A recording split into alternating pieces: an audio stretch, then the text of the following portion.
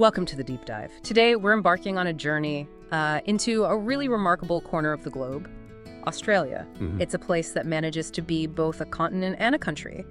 You know, a land of ancient heritage, but also modern innovation and, wow, just full of stunning contrasts. It really is. Our mission for this deep dive is to unpack the fascinating facets of Australia.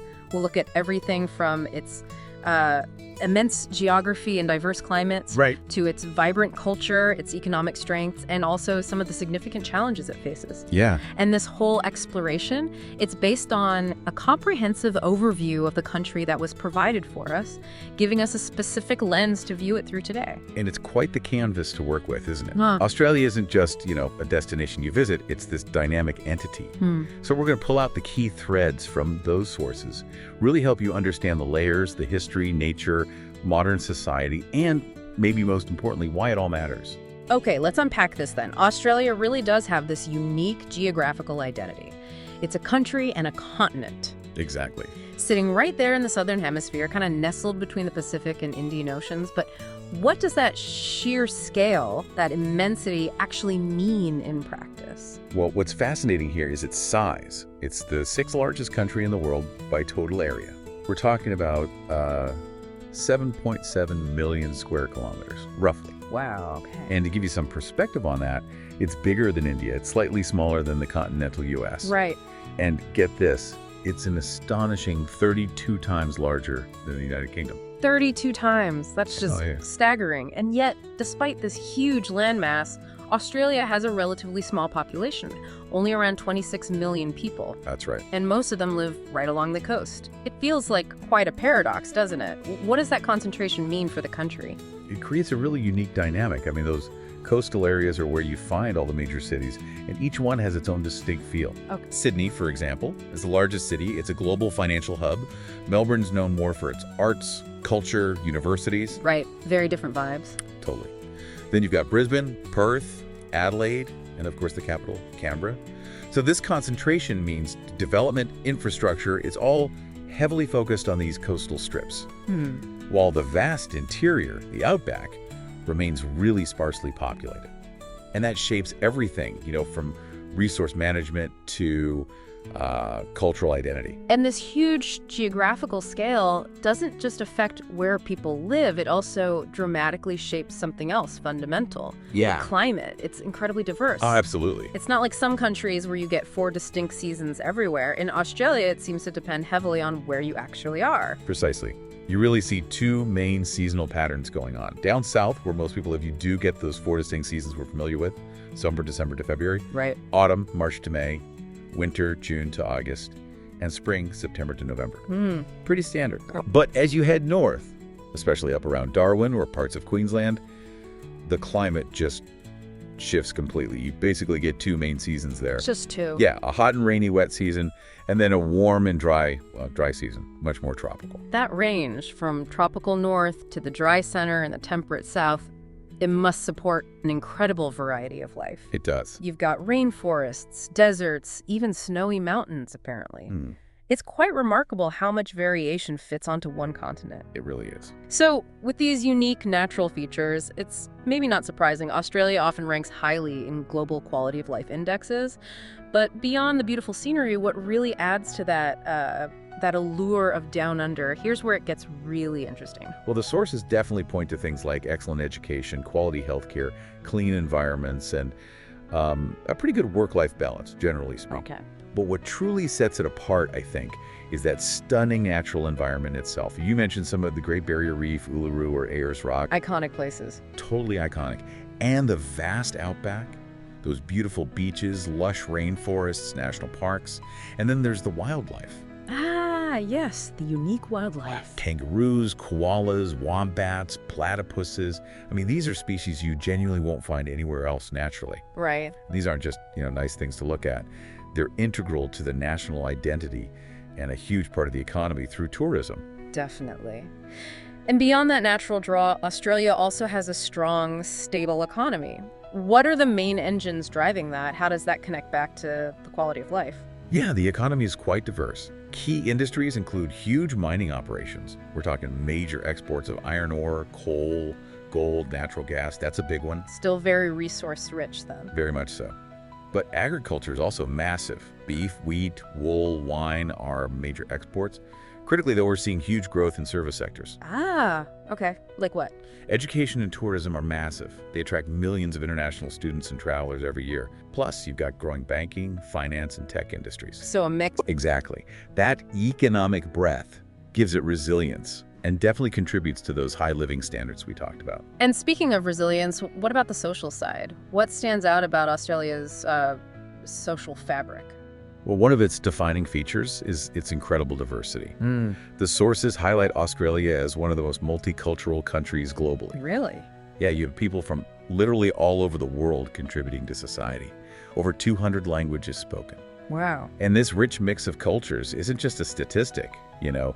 It adds hugely to the vibrancy of Australian life, the food, the arts, just the general dynamism of the place. It paints a very appealing picture. That friendly, laid-back Aussie culture, the love for sports and the outdoors.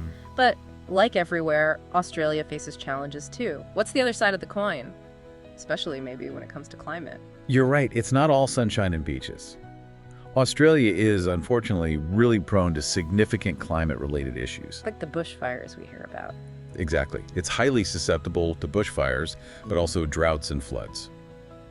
And your sources are pretty clear that climate change is cranking up the risk and intensity of these extreme weather events. And this isn't just about the immediate disaster.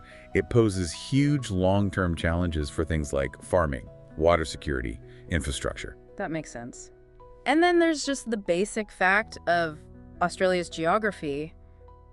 It's isolation. Being so far from, say, Europe or North America must create some hurdles. Absolutely. That isolation makes international travel pretty time-consuming and often quite expensive. Yeah, I can imagine. And it's not just an inconvenience for tourists, it can be a big factor for businesses too, impacting trade logistics, maybe attracting global talent, even cultural exchange. It just makes engaging with the rest of the world a bit more deliberate. And when you do get there, especially the big cities like Sydney and Melbourne, the sources mention high living costs. How does that play out for everyday Australians? Yeah, that's a real challenge. Housing, in particular, can be incredibly expensive. Right. The cost of shelter, food, other daily essentials.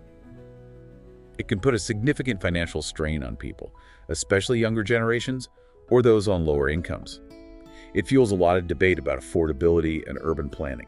And environmentally, beyond those big climate events, what other ongoing concerns did the sources bring up? Well, there are definite concerns around the human impact. Mining and agriculture, while economically important, have historically led to problems like deforestation and habitat loss. They also put a strain on precious water resources, which is a big deal in such a dry continent.